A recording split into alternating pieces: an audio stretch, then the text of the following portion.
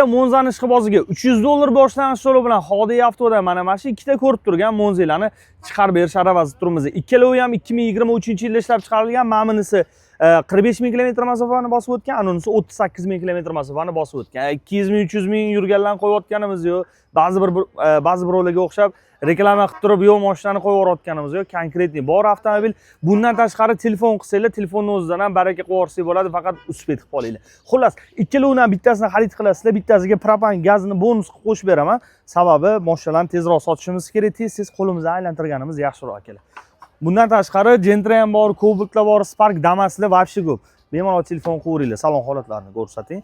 Har bitta oyoq qo'yadigan joylarigacha ham laminatsiyalar qilib qo'yilgan mashinalarning holati idealniy holatda turibdi. Bemalol kelib turib Hodiy avtodan xarid qilsanglar bo'ladi. Okalar, faqat uspet qilib olinglar, zo'r narxdagi avtomobilda Hodiy avtoda.